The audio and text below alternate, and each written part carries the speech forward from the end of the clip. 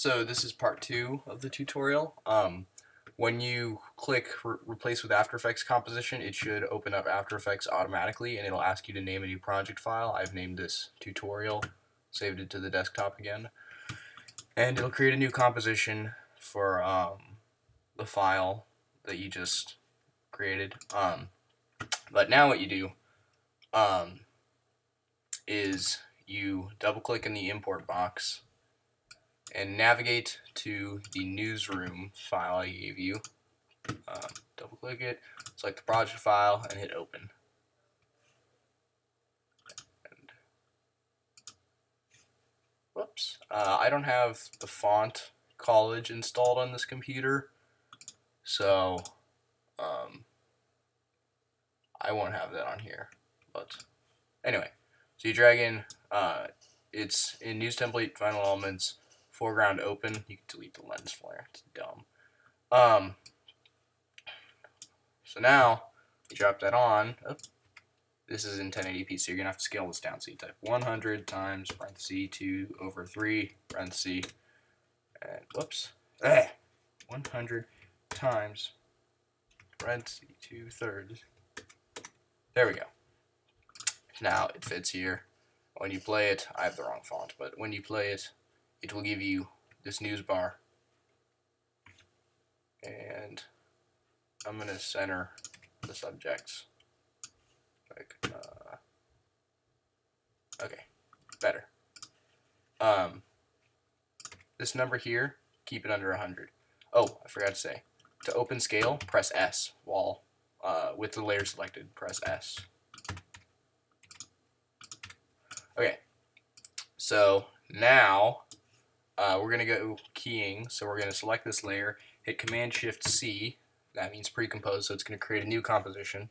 Move all attributes, triple click in there, and only in this footage. Okay, and you can double click on that comp, and it will open up. And now select this layer, go up to Effect, you can't see it, but Effect, Keying, and we're going to go Color Key. And stereo mix it. Okay, so we'll select any green, turn up the tolerance until it starts to take out our subject, so right about there. And then you can duplicate it and select some of the green that's left. And wow. Select some of the green that's left, turn up the tolerance. It takes out a little bit of the table, but that doesn't matter because the news bar will cover that up. But anyway, so now we have a little bit of green left. Green border. But we'll get rid of that by going up to Effect, Keying, Key Light. This is a more powerful keying plugin. But anyway, take the screen color and just click on the green, and it gets rid of it. But now you can see that they're kind of transparent, which we don't want. So I'm going to go down to Screen Matte, and we're going to set the view mode to Screen Matte. And so now we can see in black and white. The black areas are where it is not, the white areas are where it is. So we want to clip the black a little bit to bring the white back in, and then clip the black to get rid of this outer black. So it's only black and white with no gray areas. Set it back to final result. And we now have this ugly noise.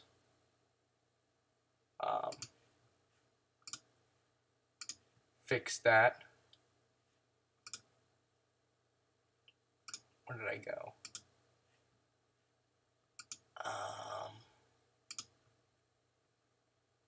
Aha. Source. Interesting.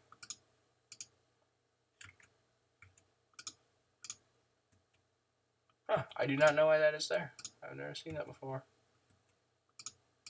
Oh well. Could just be the version I'm running. Oh. Maybe change the screen a little bit. Oh. Yeah, bring that up.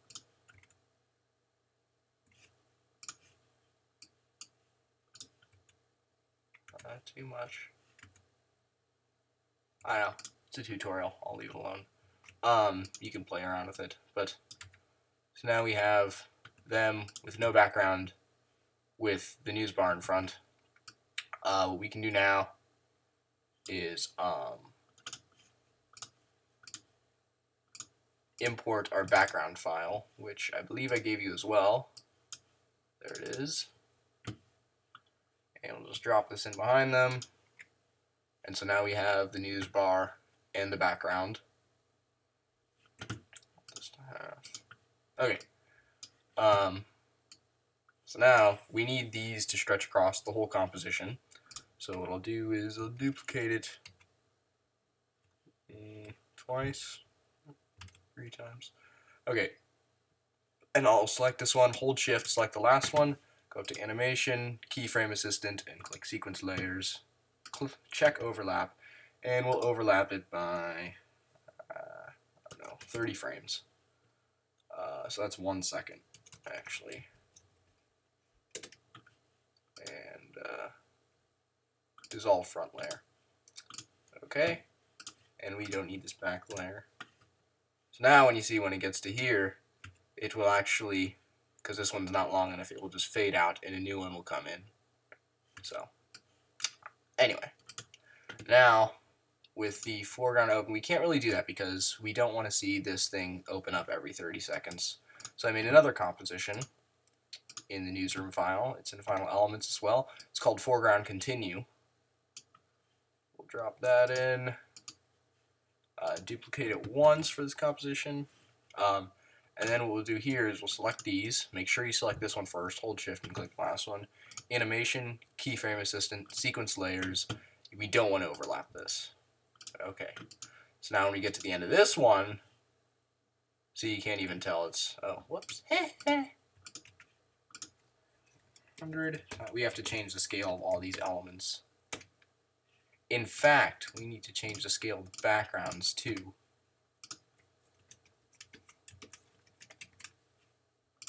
There we go. Much better. But now, see, you can't even tell that a new layer begins. So now, at this point, man, I didn't do a good job with the key. I feel the need to fix that, but I'm not going to. So now we'll take this text tool, and I don't have the font you're going to use. You just go in here and type Max Burns. Like that, and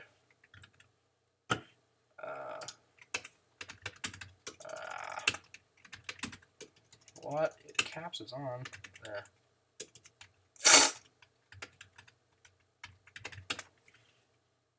Alright, then drag that there.